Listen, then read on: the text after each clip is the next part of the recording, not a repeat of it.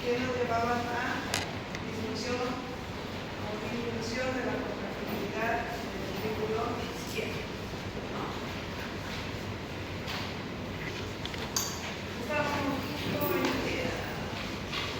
hipertensión severa y estenosis aórtica avanzada, ¿no? Lo último que habíamos hablado, mencionando que este tipo de patologías aumentaban los cardios, es decir, que ofrecían una mayor resistencia a la salida de sangre del ventrículo izquierdo, ¿no?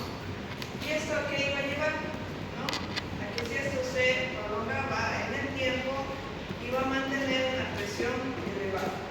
El mecanismo de respuesta del ventrículo izquierdo iba a ser inicialmente hipertrofia, ¿no es cierto?, para que con mayor fuerza pueda vencer esa resistencia que tiene hacia adelante, hacia la arteria aorta.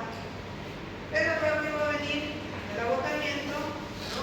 Y esa adaptación podía progresar a lo que era una dilatación ventricular, ¿no?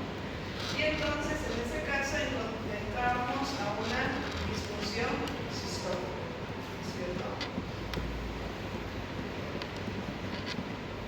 ¿Qué más? Eso sería en cuanto a la disfunción, a las causas de disfunción sistólica. Ahora hablemos de las causas que pueden producir disfunción diastólica. De ahí nos referimos a la capacidad de llenado del ventrículo izquierdo. Entonces, en veces tenemos el taponamiento cardíaco. ¿Se acuerdan qué pasaba en el taponamiento cardíaco?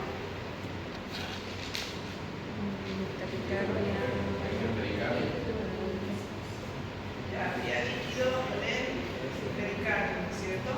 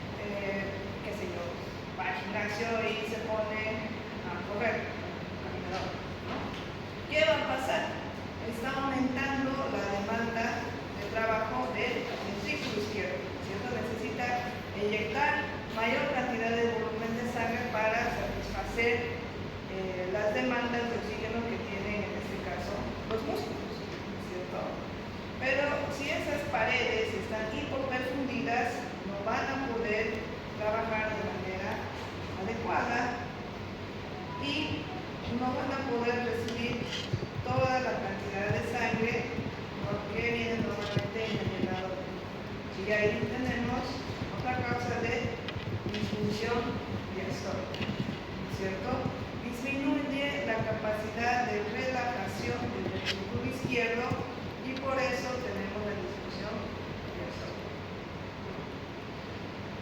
¿Se entiende esa parte? ¿Sí? Es que el aumento trabaja, pero el flujo sanguíneo no mejora, no se acopla al trabajo cardíaco. Y es por eso que existe esa alteración a nivel de miocardio. Luego tenemos la cardiopatía hipertrófica, ¿no? En donde vamos a encontrar unas paredes rígidas y engrosadas. Por lo tanto, la superficie interna del ventrículo o el área interna del ventrículo izquierdo va a disminuir porque las paredes son tan gruesas que van a ocupar, ¿no? Y el volumen sistólico va a disminuir. Entonces, durante el fin de la diástole va a disminuir y otra vez tenemos disfunción diastólica, ¿no? ¿Qué va a pasar en la fibrosis miocárdica, ¿no? Que es secundaria a cierto tipo de patologías como la amiloidosis, ¿no? O la cardiosclerosis que aparece con la edad? Las paredes también se vuelven más rígidas y disminuye el volumen de fin de diástole, ¿no? Ya no pueden distenderse. En el caso de la cardiomiopatia restrictiva, ¿no? Suponga una pericarditis tuberculosa, ¿no? En donde se inflama toda la serosa del pericardio y esta se fibrosa y se adhiere. Ya la diálisis ya no puede realizar este movimiento que permitía que el corazón reciba más sangre y entonces pese a que no hay líquido y es que están rígidas las serosas, es que está rígido el pericardio, ya disminuye también el volumen de fin de diástole por la rigidez que encuentran las paredes del ventrículo izquierdo hacia afuera, ¿no? Entonces ya tenemos las dos causas, disfunción diastólica o disfunción sistólica. Y las dos a qué nos van a llevar, ya sea juntas o por separado, a una insuficiencia cardíaca izquierda, ¿no? Aquí en la gráfica que ve a la izquierda menciona lo mismo: infarto de miocardio, hipertensión, enfermedades del músculo cardíaco, ya sea miocardiopatía dilataria, hipertrófica, restrictiva, población funcionado, la miocarditis, las enfermedades valvulares, las cardiopatías congénitas y algunos citotóxicos. Por ejemplo, en pacientes que realizan quimioterapia o radioterapia, esto puede inducir lesión en los miocitos, ¿no? Depresión cardíaca y disfunción ya sea sistólica o diastólica. Lo mismo el uso de ciertos fármacos. Por ejemplo, cuando usamos el topical sódico en elevadas dosis para inducir como barbitúrico a un paciente, podemos producir también depresión cardíaca. En la sepsis, que ya hemos avanzado, también puede existir depresión cardíaca, ¿no? Por los mediadores inflamatorios, ¿se acuerdan cuál?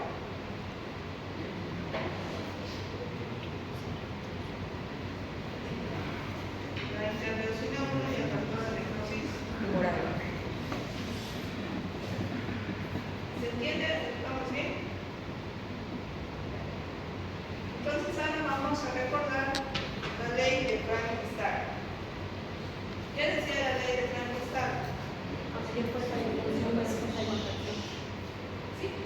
Que a mayor fuerza de intención, mayor fuerza de contracción. Mientras más se distienda, ¿cierto?, mayor va a ser la fuerza de contracción. Es lo que les decía de la cinta elástica, ¿cierto? Pero si eso se mantiene en el tiempo, decíamos que la cinta elástica se va a volver un acordeón y no iba a volver a su tamaño. Entonces lo mismo puede pasar en el corazón, ¿no? En los miocitos. ¿Recuerdan ustedes de qué depende el gasto cardíaco? ¿A qué es igual el gasto cardíaco?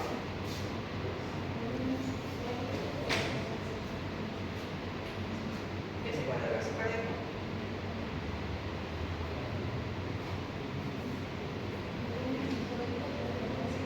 Eso, la frecuencia cardíaca, cuántas veces late en un minuto el paciente por el volumen sistólico, la cantidad de sangre que inyecta el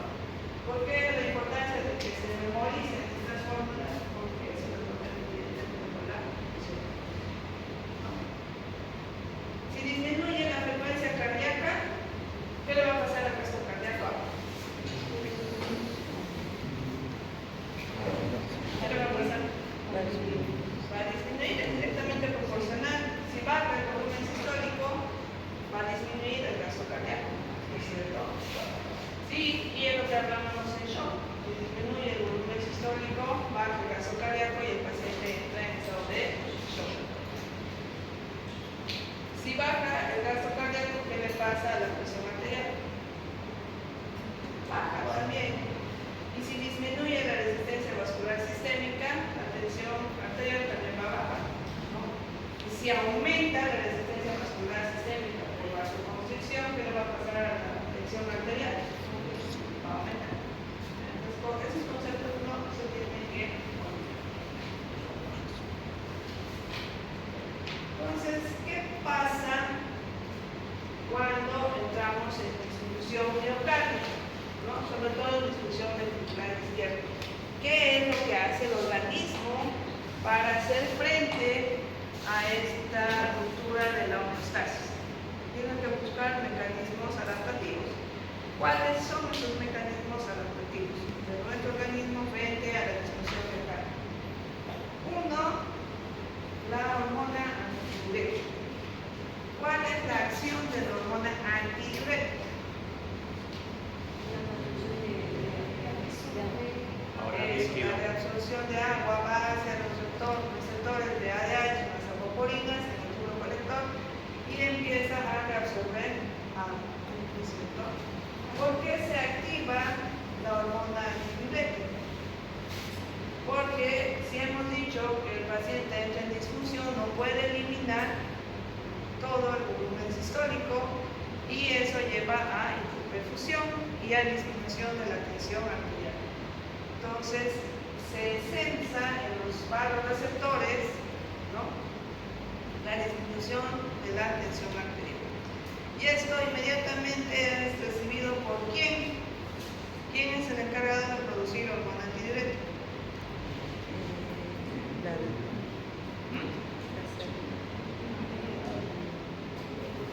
La neurohipófisis, ¿cierto? Entonces, ¿qué va a pasar?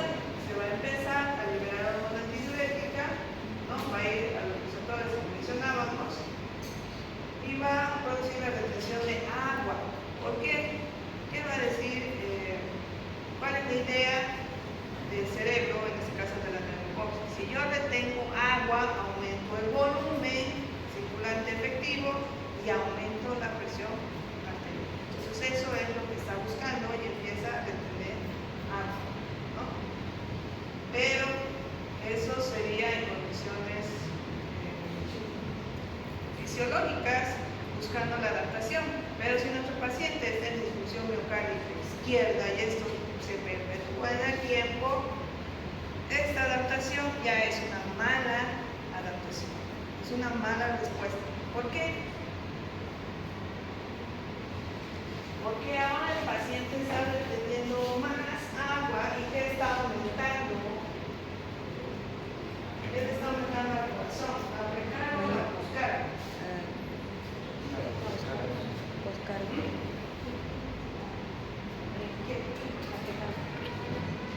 Precarga, llenado, poscarga, vaciado. La precarga.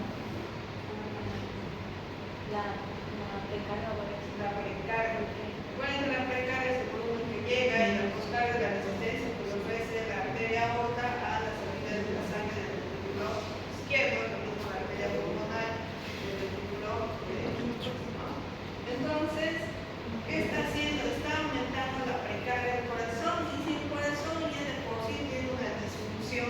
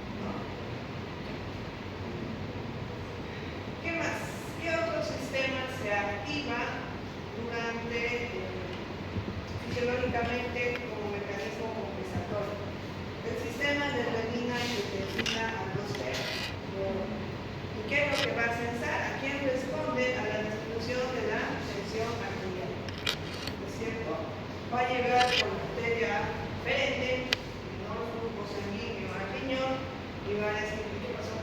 Se bajó la presión, ¿no es cierto? Algo tenemos que hacer.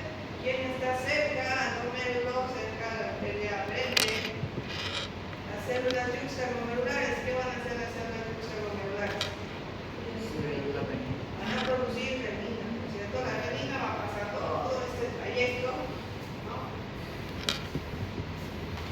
Va a convertirse en angiotensina 1 por el angiotensina 1 a nivel hepático, va a pasar por el pulmón, va a ir por enzima convertidora de angiotensina, y la angiotensina 1 se va a convertir en angiotensina 2. Luego tenemos la tesina 4, esa es la 2.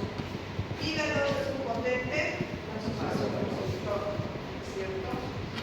¿Y qué va a hacer este potente vasoconstrictor? Va a aumentar la resistencia vascular sistémica. Va a haber vasoconstricción periférica para tratar de que, si aumenta esto, ¿qué está buscando? Aumentar la presión arterial.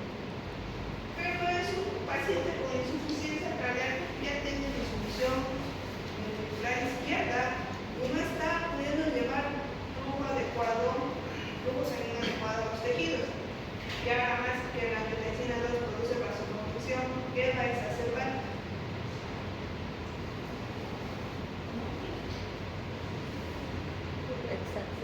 ¿Qué va a exacerbar? La hipoperfusión tisular, porque es un paciente con insuficiencia cardíaca izquierda, el flujo sanguíneo está disminuido y ahora más la vasoconstricción, peor. Va a exacerbar la hipoperfusión tisular y entonces ya se ha convertido en una respuesta con una adaptación mal inadecuada. ¿Y eso qué más va a producir a nivel del corazón? Un aumento de la postcarga. Va a aumentar la postcarga y el corazón va a tener que hacer ese ventricular más esfuerzo del que ya hacía para tratar de vencer esa resistencia que tiene a la salida de la sangre, ¿no? Ahora pónganse a tomar en cuenta esto. El ventrículo está siendo sometido a más trabajo por la vasoconstricción. Su irrigación ha mejorado, sigue siendo la misma, entonces va a llegar a sufrir isquemia, mayor disfunción, mayor insuficiencia cardíaca. Es como que a una persona le den más trabajo del que habitualmente hace, pero no le suban su sueldo, ¿no es cierto? Entonces, ¿qué va a pasar? Se va a agotar, ¿no es cierto? Porque no está recibiendo mayor consumo de oxígeno. Tiene mayor consumo, pero la demanda ha disminuido. ¿Ahí estamos bien? Sí. ¿Qué más produce la angiotensina 2? ¿No?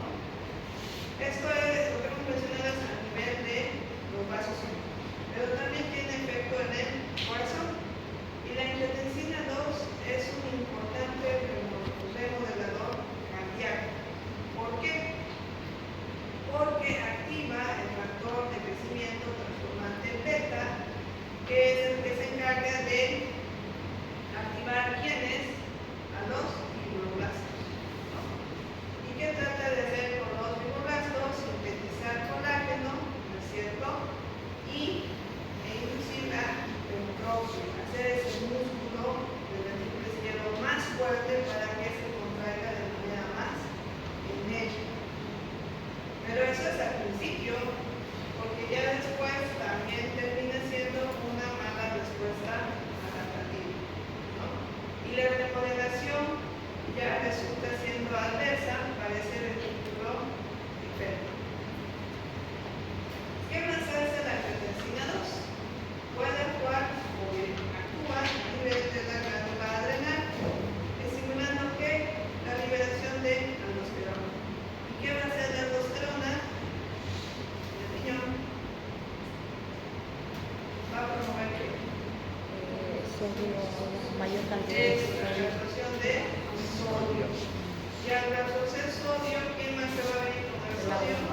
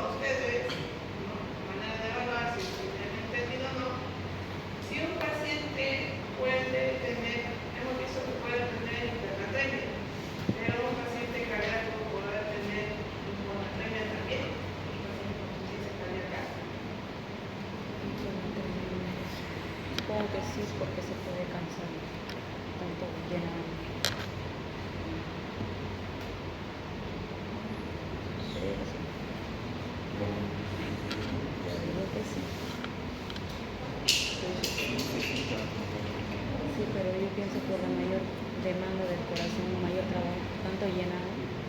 Porque está en plan de tomar al paciente un ionograma, y el ionograma le sale con eso, 130 de sodio. ¿No? Entonces dicen, no, pero a lo mejor el médico nos dijo que la aldosterona tiene sodio y debería estar hipernatrémico.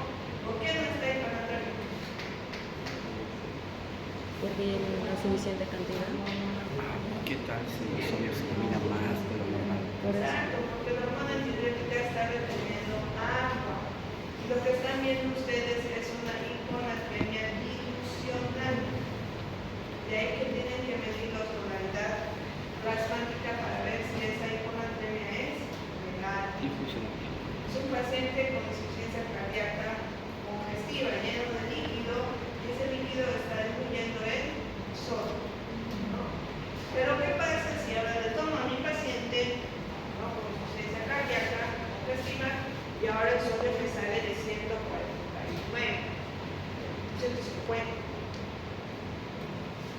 Y yo le he dicho a mi paciente que deje de consumir sal y le he hecho caso, no está consumiendo sal. Porque ahora él está hipernatremia.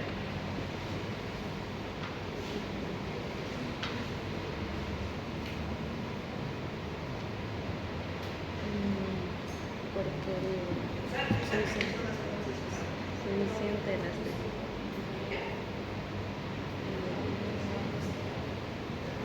Así hemos dicho que el aumento de la velocidad está produciendo más bien hiponatremia dilucional. Ahora, ¿por qué hay hipernatremia?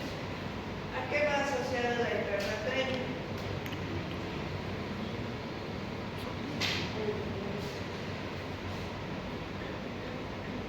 ¿A sobrehidratación o a deshidratación? Sobrehidratación. ¿Qué? Deshidratación. Deshidratación. Va asociado a deshidratación. Es decir, que su paciente con insuficiencia cardíaca está full edematizado, pero le sale hipernatrémico. Lo primero que tienen que hacer es uno, ver si la hipernatremia es real, medir la osmolaridad plasmática, y si es real, su paciente está deshidratado. ¿No? Ustedes me dirán, ¿cómo va a estar deshidratado? Está todo hinchado, el paciente, todo edematizado, todo en la resaca. Pues donde está el líquido, En la habitación. en el tercer espacio, está en el ejercicio, ¿no es cierto? Y el intravascular está depletado. Probablemente causas que el paciente, uno, está con tratamiento diurético y no ha habido una buena supervisión y han hecho mucho balance negativo y ahora no hay nada en el intravascular. Entonces, ya ahí, ¿cuál será el plan de tratamiento?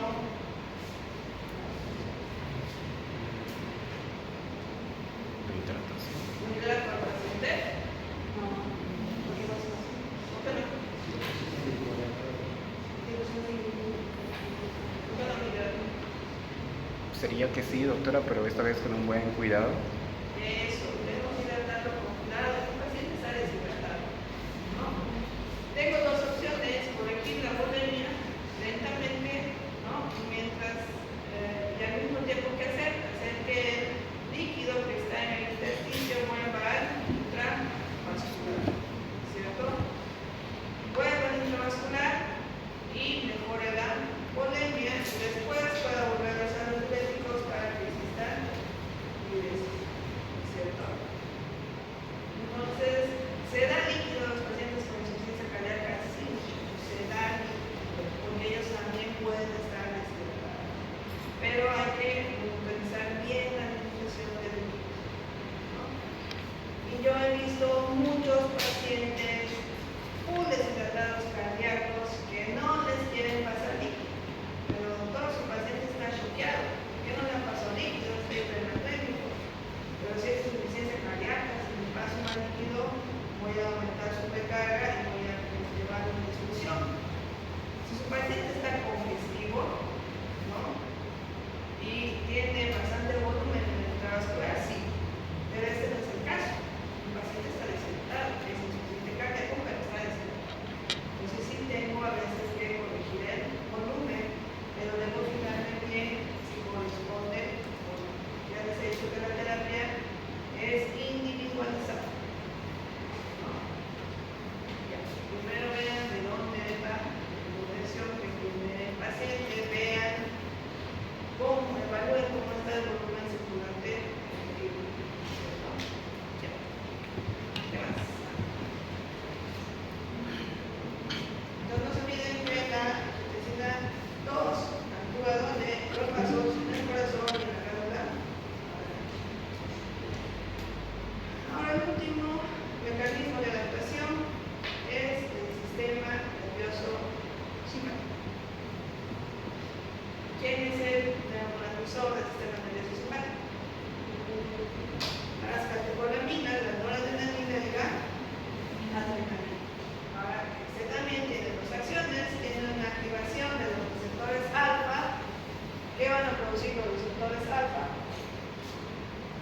vasoconstricción, ¿cierto?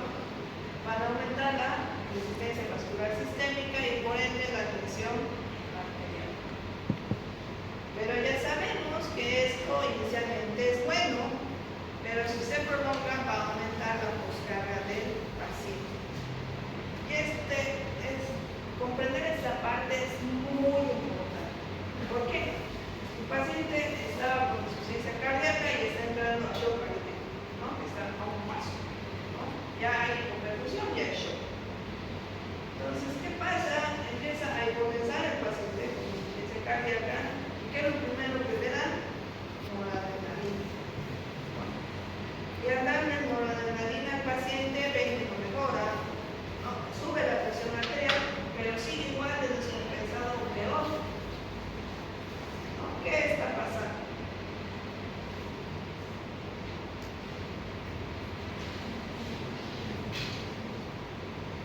En el shock cardiogénico, ¿dónde está la falla? En el corazón. Y si la falla está en el corazón, ¿por qué nos estamos preocupando en producir vasoconstricción? Lo que tenemos que mejorar es la distribución del corazón, ¿cierto? Y es en este caso, les decía en el shock cardiogénico, que la presión va a empezar a elevarse cuando utilice inotrópicos como la glutamina o el levosindema, que va a mejorar el trabajo de eficiencia del ventrículo izquierdo, ¿no? Y automáticamente va a subir la presión, sin necesidad de usar noradrenalina, ¿no? Porque vamos a empeorar la hipertensión muscular con la noradrenalina.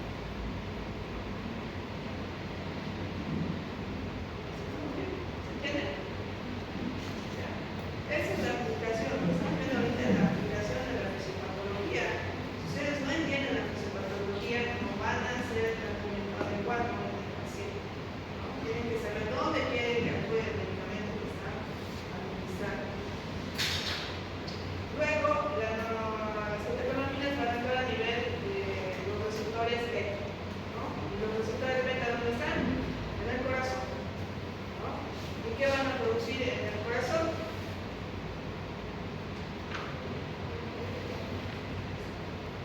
¿Qué van a producir? Van a tratar de mantener lo que es el gasto cardíaco, ¿no? Van a incrementar la frecuencia cardíaca para mejorar el gasto cardíaco. Recién estamos hablando de la frecuencia, todavía no lo hemos visto. Ahora sí, la activación de los receptores beta con las catecolaminas aumenta la frecuencia cardíaca con el objetivo de subir el gasto cardíaco. ¿Cuál es la lógica del organismo al hacer esto?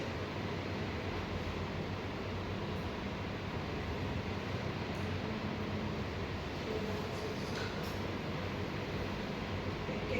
Para completar eso.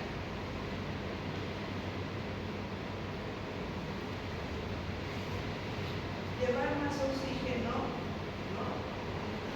En un minuto. Si antes el corazón latía 60 veces y aún así había hipoperfusión o disminución del flujo sanguíneo por insuficiencia o disminución del ventrículo izquierdo, ahora dice, bueno, aumentemos la frecuencia cardíaca para que esa sangre, ¿no? Ese pequeño volumen circule más veces en un minuto y podamos cumplir las demandas de los tejidos. Eso es lo que está pensando el sistema nervioso simpático, ¿no? La forma en que él quiere hablar. Pero ya hemos dicho, inicialmente se está bien, pero después no, porque va a producir mayor disfunción al aumentar más la frecuencia cardíaca que está disminuyendo. ¿Así está la diástole? La sístole.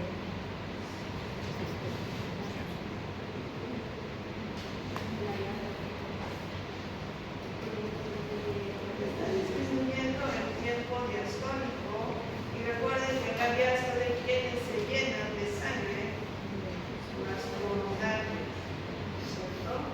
Y por lo tanto, si no hay tiempo suficiente en la diástole, el llenado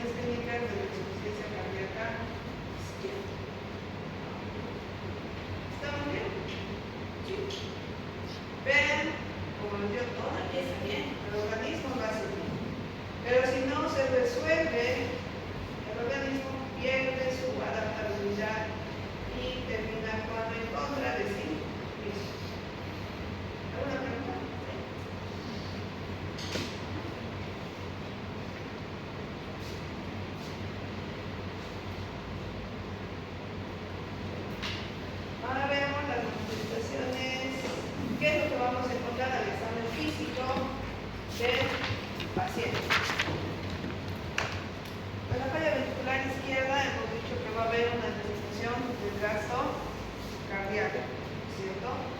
Si hay una disminución del gasto cardíaco y esta es debida a una disfunción diastólica, ¿no?, del ventrículo izquierdo, habíamos dicho que vamos a encontrar semiológicamente a la auscultación cardíaca la aparición del cuarto sonido cardíaco. ¿Y a qué correspondía el cuarto sonido cardíaco?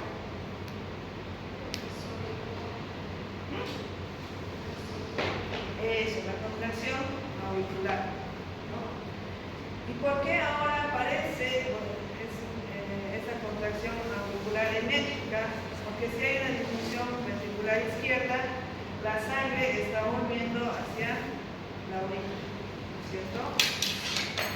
O está generando tanta presión en el ventrículo izquierdo que la aurícula tiene que hacer mayor fuerza para vencer esa presión y lograr enviar la sangre que tiene hacia el ventrículo izquierdo. Y esa es la razón por la que aparece el cuarto sonido cardíaco, ¿no? Si esta disminución del gasto cardíaco es por disfunción sistólica, vamos a encontrar el tercer sonido cardíaco. ¿A qué se debía el tercer sonido cardíaco? Eso, al llenado ventricular rápido. Pero ¿por qué ahora es audible el tercer sonido cardíaco? ¿Qué ha pasado?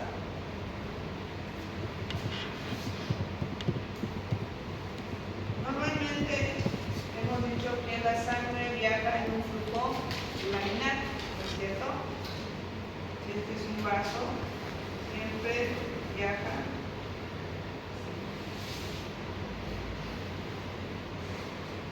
Nunca llega a chocar contra las células endoteliales, no el flujo es laminar.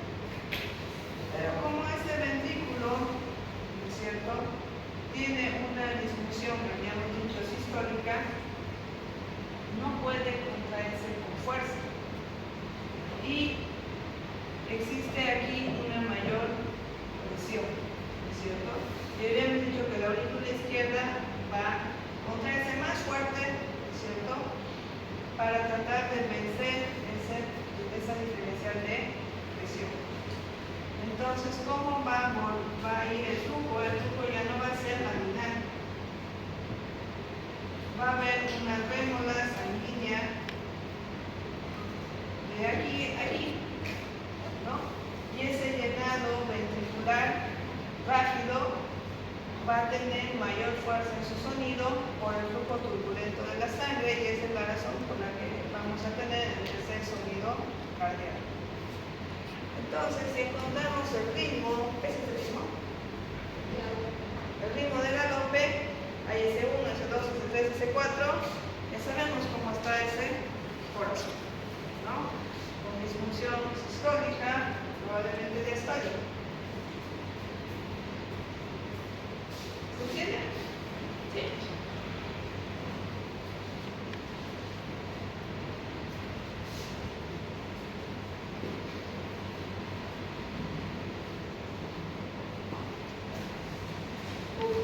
¿Qué más vamos a encontrar?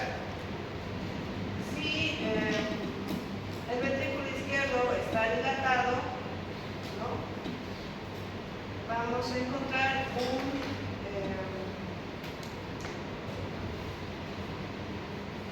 latido, un choque de la punta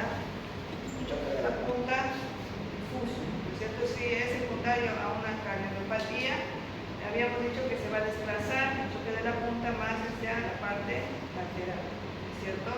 Y como hay una disfunción ahora en su contracción, ya no va a ser tan visible, ¿no es cierto? No va a ser fácil visualizarlo, y a la palpación también puede estar disminuido, ¿no? ¿Qué más? Pero si estamos frente a una hipertrofia ventricular, a una severa hipertensión o una estenosis aórtica severa, en donde hay una fuerza contráctil mayor, el choque de la punta, ¿cómo va a estar? Tenso.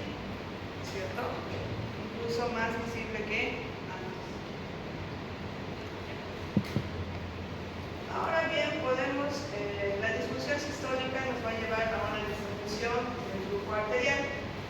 Cuando esta disminución del flujo arterial se da durante la sístole, vamos a tener que una disminución de la tensión arterial sistólica.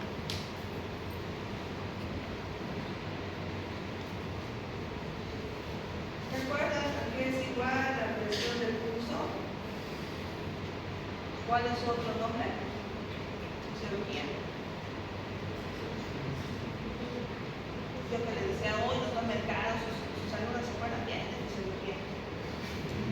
¿Para qué le voy a decir? Todos dicen que usted no iba a creer, no pasaba. Quedaba el tema por avanzado.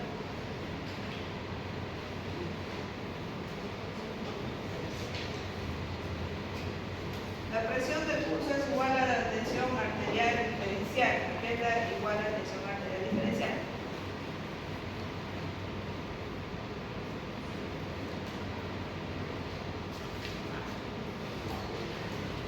A la tensión arterial sistólica menos la tensión arterial diastólica. A eso es igual. Entonces, en la disfunción sistólica baja la tensión arterial del pulso, baja la tensión arterial diastólica. ¿Cómo va a estar esta? Baja o alta.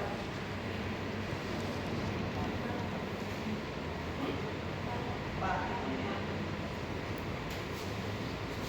En condiciones normales, ¿cuánto es la tensión arterial diastólica?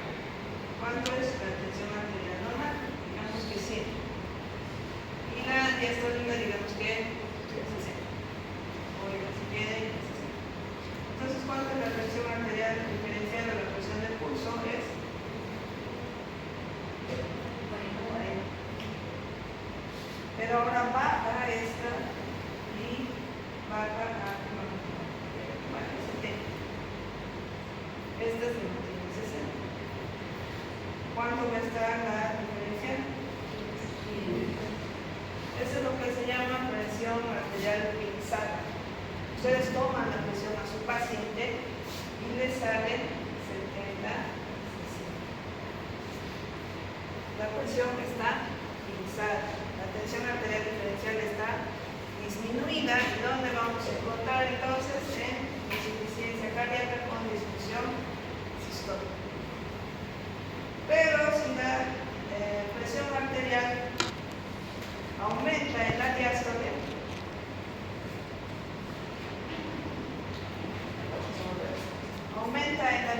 ¿qué va a pasar?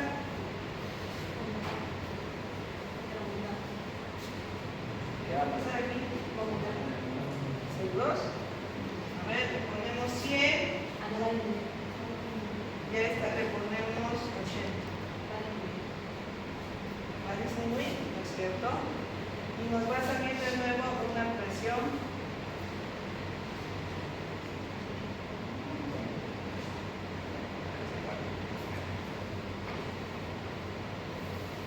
otra vuelta, una presión arterial pinzada. Entonces, ¿dónde vamos a encontrar? La insuficiencia cardíaca.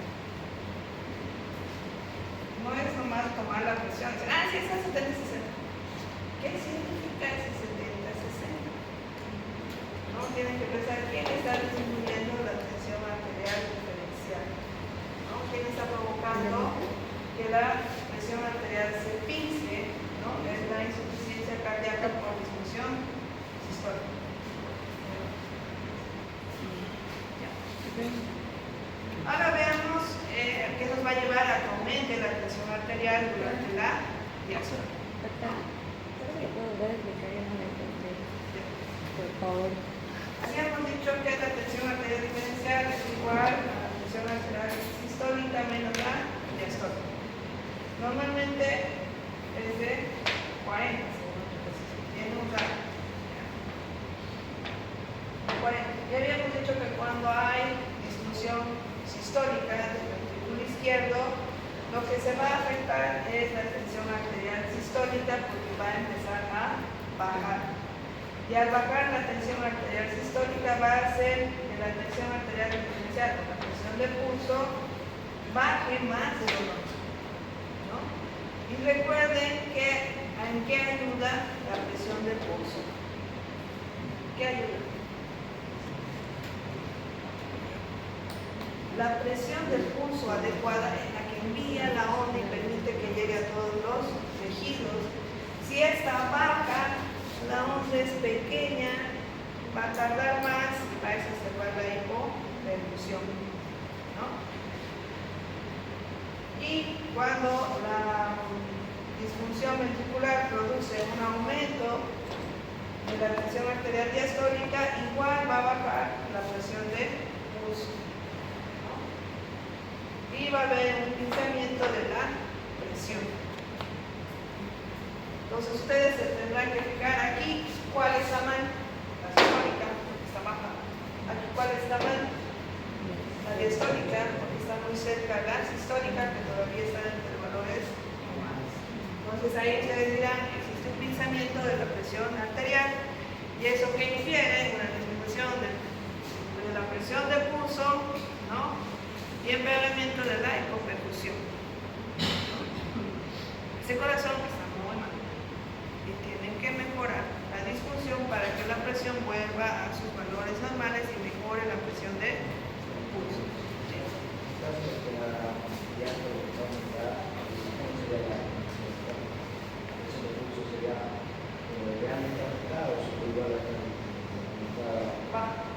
Y habíamos dicho los ejemplos, si la sistólica es 100 y la diastólica se eleva de 60, se va a 90, tenemos 190 de presión. Cuando medimos y escuchamos 190, ¿cuánto es la presión del pulso? 10. Está muy por debajo de todo.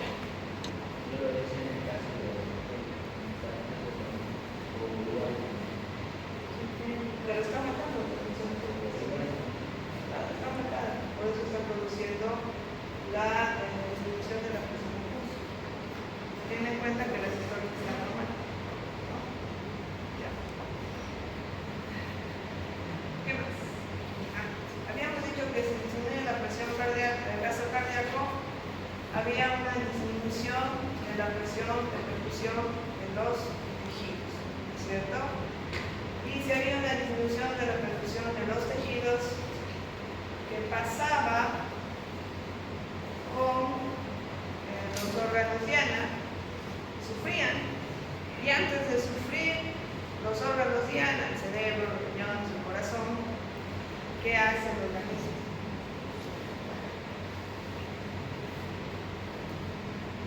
Antes que verlo sufrir, produce una redistribución del flujo sanguíneo.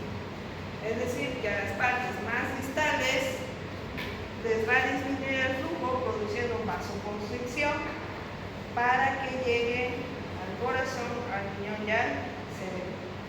Y esa vasoconstricción es lo que disminuye, es lo que aumenta la tensión arterial diferencial. Entonces, si ustedes ven este pensamiento, tendrán que asociar a si su paciente está hipoperfundido con sus extremidades frías y cianóticas, ¿no? Es por eso que algunos tipos de insuficiencia cardíaca, cuando se presenta esto, podemos administrar nitroglicerina, ¿no?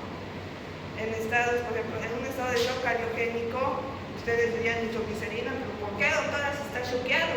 La nitroglicerina le va a hipotensar más y va a empeorar, ¿no? Lo que estamos tratando de hacer con la nitroglicerina es mejorar la perfusión distal, ¿no?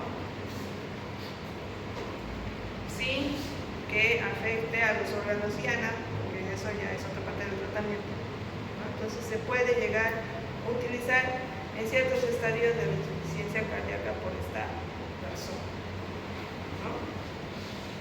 Ya. ¿Estamos bien? ¿Hasta ahí? Ya. Como habíamos dicho, uno de los mecanismos adaptativos era el aumento del sistema nervioso simpático a través de la liberación de catecolaminas, ¿no? Entonces, como estas se están circulando, ¿qué más va a producir en nuestro paciente? Taquicardia, hemos dicho aumento de la frecuencia cardíaca, taquipnia por una porque no se olviden que el simpático está en las glándulas sudoríparas, ¿cierto? Entonces, ¿cómo está nuestro paciente? Está diametrizado, está disneico, está taquicárdico y diafónico. ¿Qué más? Si hay una disminución de la perfusión de los tejidos y ya no logra cubrir las demandas de los órganos diana, ¿qué va a haber en el paciente? Disminución del flujo sanguíneo renal y va a aparecer la uriguria. Va a haber disminución del flujo sanguíneo cerebral y va a existir trastorno del estado de conciencia.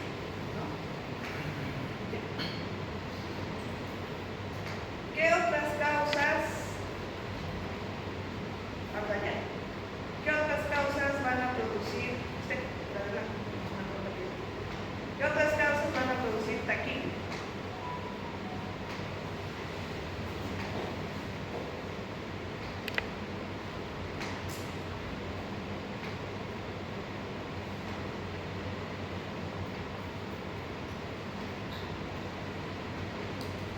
Tal vez sea mejor salir y atender su celular afuera, mientras estoy explicando, se revisando su celular. Luego de ahí vienen sus otras áreas. ¿Qué me puedes decir? ¿Qué más va a exacerbar la taquimia y va a aparecer?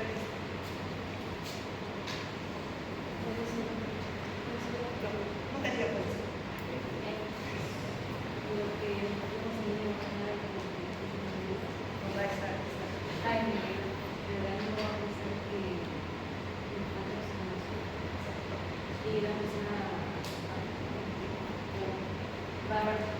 Va a haber hipoxemia por disminución del flujo sanguíneo, por hiperperfusión.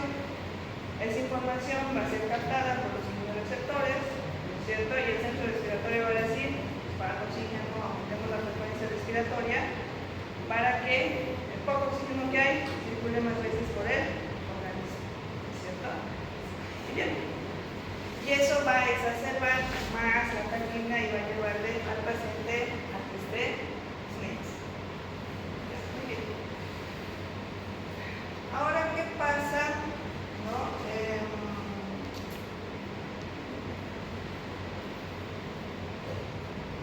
Habíamos dicho que aumenta la poscarga en el ventrículo izquierdo, ¿cierto? Y por ende aumenta la presión diastólica. Al aumentar entonces esta presión diastólica, la sangre va a ir hacia atrás, porque hacia adelante tiene mucha dificultad. Entonces, al ir hacia atrás, ¿qué es lo que nos encontramos? Hacia atrás del ventrículo izquierdo, la izquierda, y hacia atrás de la aurícula izquierda, los pulmones, ¿cierto? Entonces, vamos a encontrar un reforzamiento del segundo sonido cardíaco en su componente pulmonar, ¿no? Porque al aumentar esta presión diastólica, cada vez que se contraiga va a hacer retumbar y va a cerrar más fuertes, van a cerrar más fuertes las válvulas semilunares de la arteria pulmonar, ¿no es cierto? Y esto es lo que nos va a llevar a que se refuerce, a que exista un reforzamiento del segundo sonido cardíaco. Ya. ¿Qué más? Si hay un reflujo sanguíneo hacia el circuito menor, que vamos a tener congestión pulmonar, ¿no es cierto? Esa congestión pulmonar, ese aumento de la presión intrastática en los capilares pulmonares va a provocar que exista salida del líquido hacia el intersticio, un trasudado, y eso en qué se va a convertir. Semiológicamente, ¿qué van a encontrar ahora la auscultación?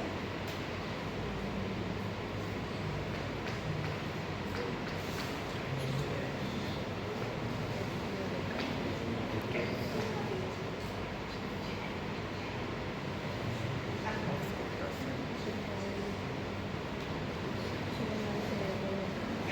Lo del cabello, por eso, de los lumbrales tributantes, ¿cierto? Porque hay congestión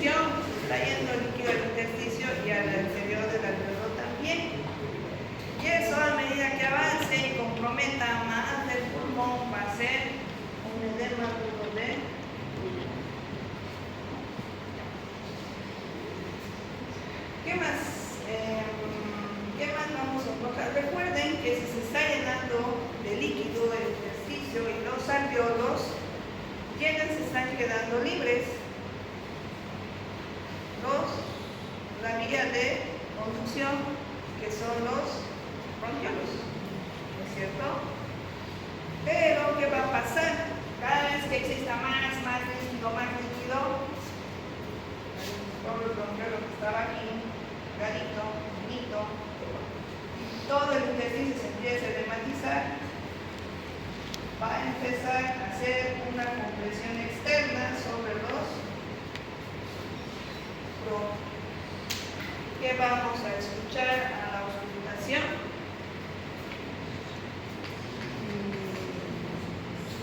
Sibilancias. ¿Tienes miedo? Sibilancias. ¿No? Este es el momento para tocar. Sibilancias. ¿De qué tipo van a ser las sibilancias? Inspiratorias. Entonces, ustedes pueden prever que su paciente va a hacer edema del pulmón a veces, o está haciendo cuando ya escuchan sibilancias inspiratorias, ¿no?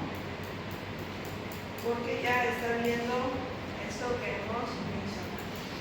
Y además, ¿cuál va a ser la característica? Esto va a ser bilateral y va a ir comprometiendo cada vez más el superior, el presión media, el presión superior. ¿Cuántas veces me ha tocado ir a ver a un paciente con insuficiencia cardíaca? O sea, imagínense, todo con vestidos, con disney, haciendo edema agudo del pulmón y encima nebulizar. La nebulización que le aporta a las vías aéreas, La liberación humedad. Ahí. Por sí ya están llenas de líquido y le están dando más humedad. Y yo digo, ¿por qué le están nebulizando a ese paciente? Es que está con sibilancias. Pero ¿el paciente tiene antecedentes de asma? No. ¿El paciente tiene antecedentes de POC? No. ¿Qué tipo de sibilancias está escuchando? ¿Sibilancias respiratorias o expiratorias? Las que están en todos sus pulmones, obviamente no están en sus pulmones porque está pues con intestino, ¿no es cierto? Entonces, tienen que hacer diagnóstico diferencial de dónde están viniendo y por qué están produciendo esas sibilancias. Y eso es un edema agudo del pulmón que le está introduciendo mayor cantidad de líquido a ese pobre paciente que ya se estaba agotando y que iba a entrar en paro cardíaco, ¿no? Entonces, sean cuidadosos al momento de hacer los diagnósticos diferenciales para tratar a los pacientes. Y es frecuente que ni bien escuchan sibilancias, creo que no piensan ni en las causas, ni en el contexto del paciente. Lo primero que hacen es nebulizarlo y administrarle corticoides. Los corticoides que hacen ayudan para tener más enfermedad de insuficiencia cardíaca.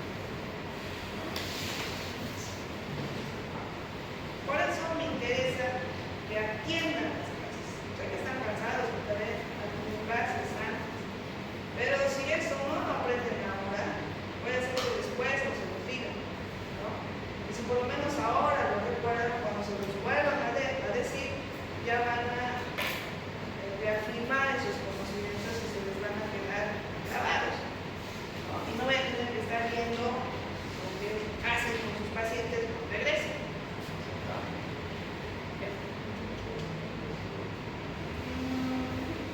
Entonces, si nosotros hemos llegado a esto, a la congestión pulmonar, recuerden que también van a hacer los capilares pulmonares.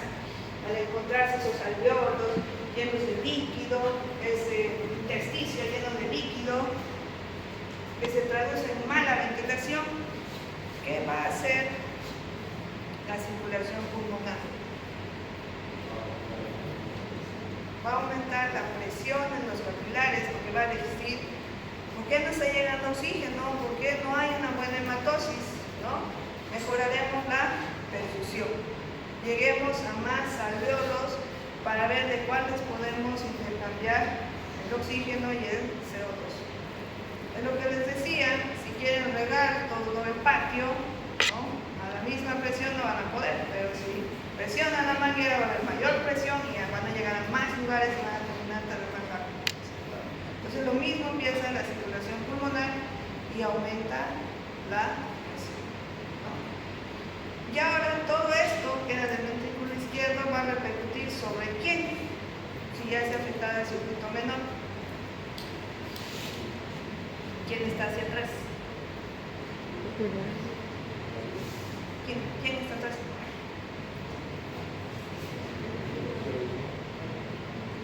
El ventrículo derecho, ¿no es cierto? Toda esa congestión y ese aumento de presión va a hacer que el ventrículo derecho se encuentre con una mayor resistencia al vaciado que tiene, al vaciado ventricular, ¿no es cierto? Como que el ventrículo derecho va a decir, uy, ¿qué pasó? ¿Por qué tanta resistencia? Y va a tratar de compensar con mayor fuerza de contracción. Pero no va a poder hasta que yo no solucione el problema del lado izquierdo. ¿Cierto? Pero si esto se planifica, lamentablemente, muchachos, va a comprometer y va a producir disfunción ventricular derecha. Listo, ahora ambas cámaras están perfectas.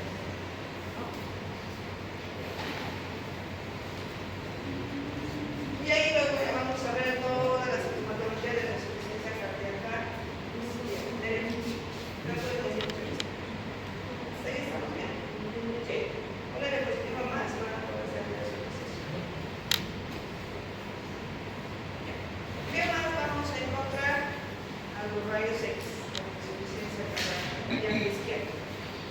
Ya sé que se me pero no, esto no es imagenología, pero las imágenes que ustedes ven en los estudios complementarios imagenológicos tienen una explicación que se va a tomar.